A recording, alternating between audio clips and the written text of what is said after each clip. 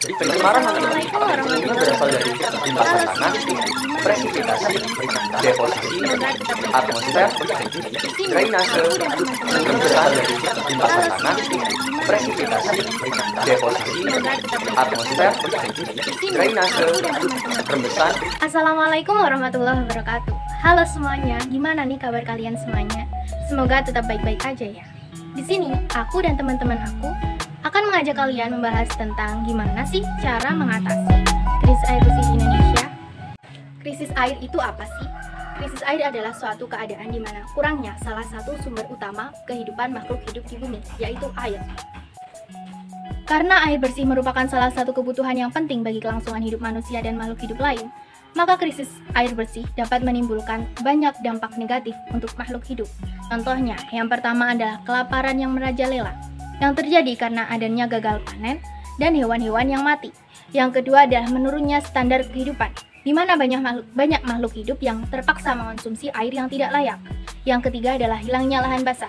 Yang keempat adalah terjadinya kerusakan ekosistem karena adanya penggurunan, manusia yang kehilangan tumbuhan dan kematian pada hewan. Yang kelima adalah penyakit mulai bermunculan seperti penyakit kulit, diare, cacingan, dan lainnya yang akan mewabah menyerang warga. Indonesia merupakan salah satu dari 193 negara yang menyetujui tentang Sustainable Development Goals atau SDGs. Apa yang dimaksud dengan SDGs? SDGs merupakan salah suatu rencana aksi global yang disepakati oleh para pemimpin dunia guna mengakhiri kemiskinan, mengurangi kesenjangan, dan melindungi lingkungan. SDGs berisi 17 tujuan dan 169 target yang diharapkan dapat dicapai pada tahun 2030. Pada tabel Sustainable Development Goals atau SDGs terdapat salah satu aspek, yaitu aspek air bersih dan sanitasi, di mana aspek tersebut merupakan aspek yang dapat berakibat fatal jika tidak segera diperhatikan atau ditangani. Aspek air bersih dan sanitasi yang tercantum dalam SDGs tersebut dapat kita penuhi nih, walaupun kondisi air yang mulai menipis, kita bisa menggunakan beberapa penerapan ilmu kebumian atau geoscience untuk menuntaskan masalah yang kita hadapi. Namun, sebelum kita berpetualang lebih jauh, apa sih geoscience itu? Geoscience atau yang sering kita kenal dengan nama ilmu kebumian ini adalah suatu ilmu yang mempelajari mengenai bumi, namun dibalut oleh ilmu geofisika, geografi, kimia, geologi, dan biologi. Walau kelihatannya sulit, ilmu geoscience ini penting banget loh buat kehidupan kita. Simpelnya, ilmu ini bikin kita jadi lebih kreatif dan kritis dalam menghadapi permasalahan alam yang sedang terjadi dan kita hadapi ke depannya. Terus, gimana penerapan geoscience dalam mengatasi krisis air di Indonesia ini? Jadi, gimana nih teman-teman? Kalian udah paham belum sih apa arti dari geoscience itu sendiri? Nah, selanjutnya, kita akan bahas salah satu cabang ilmu dari geoscience, yaitu geofisika.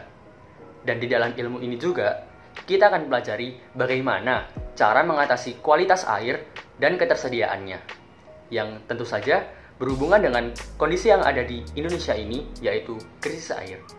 Gimana? Udah penasaran belum? Kalau udah, yuk cek penjelasan berikut ini. Poin yang pertama adalah pemantauan dan penilaian dampak hidrologis dari penggunaan air serta perubahan iklim, di mana iklim sendiri dapat mempengaruhi keadaan air, seperti global warming yang sedang kita alami saat ini, di mana dapat mengurangi jumlah ketersediaan air di bawah permukaan tanah. Poin yang kedua adalah memantau sumber kontaminasi titik dan sumber kontaminasi non-titik. Apa maksudnya? Jadi, sumber kontaminasi titik adalah kontaminasi yang berasal hanya dari satu sumber. Sedangkan, kontaminasi non-titik berasal dari berbagai macam sumber.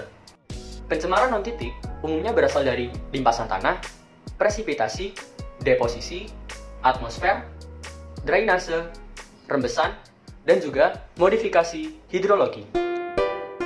Sebelum mengakhiri video kali ini, saya ingin mengingatkan kembali pentingnya air bersih bagi kelangsungan hidup manusia dan makhluk hidup lainnya.